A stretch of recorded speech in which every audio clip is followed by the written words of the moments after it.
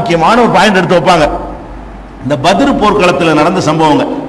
பத்ர் போர்க்களத்தில் அந்த இறை நிராகரிப்பார்கள்லாம் கொல்லப்பட்டாங்கல்ல, அவங்களெல்லாம் என்ன பண்றாங்க, ரசூல் ஸல்லல்லாஹு அலைஹி வஸல்லம் ஒரு பாழடைஞ்ச ஒரு கிணறு ஒன்று அங்கே இருக்கும். ஏன்னா இறந்தவர்கள் எதிரிகளாக இருந்தால் கூட அவங்க பாடியை சிங்கம் புலி நாய் நரி சாப்பிட்ற மாதிரி போட்டு போகக்கூடாது. அதை என்ன செய்யணும், அதையும் புதைக்க வேண்டிய கடமை நமக்கு இருக்கிறது. எந்த பாடியை என்ன செய்யக்கூடாது, அப்படியே நாற்றம் எடுக்கிற நிலையில் விடக்கூடாது. அதனால அந்த பாலடைஞ்ச கிணத்துக்குள்ள என்ன செய்யறாங்க, அதை போட்டு மறைக்கணுங்கிறதுக்காக வேண்டி.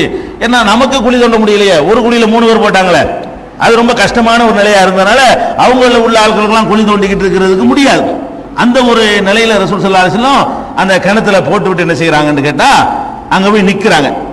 அந்த அவங்க எல்லாம் போட்டு அந்த கிணத்துக்கிட்ட நின்றுக்கிட்டு ஃபஜால யுனாதிஹிம் பி அஸ்மாயிஹிம், அவங்களுடைய பெயர்கள், அஸ்மாயி ஆபாயிஹிம், அவங்க வாப்பாவுடைய பெயரையெல்லாம் சேர்த்து, யா அபூ ஜஹல் இப்னு ஹிஷாம், ஹிஷாமுடைய மகன் அபூ ஜஹிலே அப்படின்னு சொல்லி வாப்பா பேரோட இணைச்சி ஒவ்வொருத்தரையா கூப்பிட்டு என்ன செஞ்சாங்கன்னு கேட்டா, அயசுருக்கும் அன்னக்கும் அதாத்துமுல்லாஹ வ ரசூலஹு, இப்போ உங்களுக்கு அல்லாஹ்வுக்கு ரசூலுக்கு கட்டுப்பட்டிருக்கலாமேன்னு தோணுதா?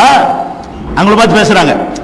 கபூர்ல இறந்து போன காபிர்களை பார்த்து ரசூல் ஸல்லல்லாஹு அலைஹி வஸல்லம் என்ன கேட்கறாங்க, ஏன்பா திமுரா சண்டைக்கு வந்தீங்க, இப்ப அல்லாஹ் சரியான பாடம் கற்பிச்சுட்டான், இப்பவாச்சும் உங்களுக்கு தோணுதா? என்ன தோணுதா? அல்லாஹ்வுக்கு நம்ம கட்டுப்பட்டிருக்கலாம் போல இருக்கு, அல்லாஹ்வுடைய ரசூலுக்கு கட்டுப்பட்டிருந்தா நல்லா இருந்திருக்குமே, தெரியாதனமா நம்ம லைஃபை வீணாக்கிட்டோமே, மறுமையும் இம்மையும் சேர்த்து கெடுத்துட்டோமே அப்படின்னு உங்களுக்கு தோணுதான்னு கேட்கறாங்க ரசூல் ஸல்லல்லாஹு அலைஹி வஸல்லம்.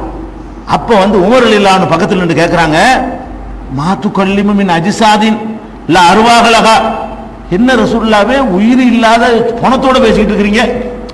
உமர் ரலியல்லாஹு அன்ஹு பக்கத்துல நின்று கேட்கறாங்க, மாத்து கல்லிமு அஜ்சாதன், இந்த உடல்களோடு போய் பேசி இருக்கிறீர்கள், நான் அருவாகலகா உசுரே கிடையாது, உசுறு இல்லாம கிடக்கிற பாடி, இறந்து போன பாடியில போய் பேசுறீங்களா அப்படின்னு கேட்கறாங்க.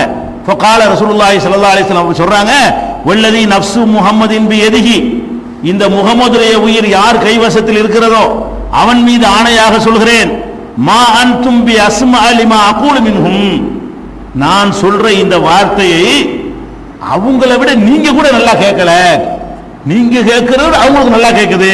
எப்படி சொல்றாங்க, நான் என்னமோ பணத்தோட பேசிக்கிறேன்னு நினைக்கிறியா? நான் சொல்றது உனக்காவது அறகுறையா வழங்கி இருக்கேன், நான் யாரை நோக்கி பேசுறேனோ அவங்களுக்கு இதை விட சூப்பரா வழங்குங்கிறாங்க. மான் தும்பி அஸ்மா லிமா அகூலு மின்ஹும், இவர்களை விட நீங்க நல்லா கேட்க மாட்டீங்க, உங்களை விட அவங்க நல்லா கேட்கிறாங்க அப்படின்னு சொல்லி ரசூல் ஸல்லல்லாஹு அலைஹி வஸல்லம் அவர்கள் சொன்னதாக புகாரியில 3976வது ஹதீஸில் பதிவு செய்யப்பட்டிருக்கிறது. அப்ப இதுல நம்ம என்ன வழங்குறோம், இறந்து போயிட்டாங்க கேட்கிறாங்கிறாங்க ரசூல் ஸல்லல்லாஹு அலைஹி வஸல்லம்.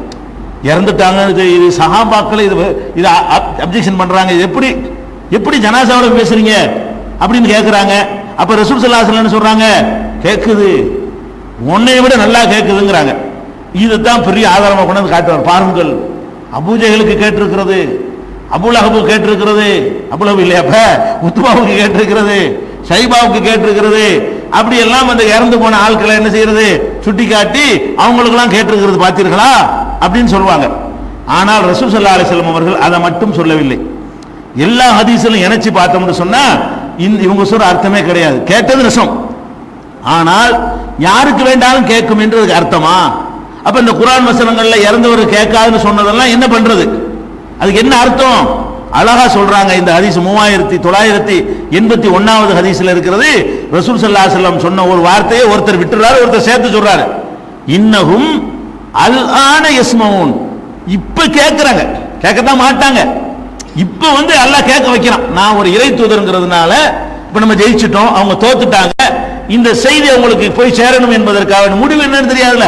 போர்க்களத்தில் ஒருத்தன் கொல்லப்பட்டா கூட அவங்க கொல்லப்பட்டு அவன் அணி ஜெயிச்சிருக்கலாம், அவங்களுக்கு தெரியப்படுத்தணுங்கிறதுக்காக அல்லாஹ் என்ன பண்றான்னு கேட்டா, இன்னஹும் அல் ஆன், அல் ஆன் இப்போது யஸ்மஊன், இப்ப கேட்கிறாங்க, எப்போதும் கேட்க மாட்டார்கள். அப்ப இப்ப கேட்கிறாங்கன்னு சொன்னது எதுக்கு?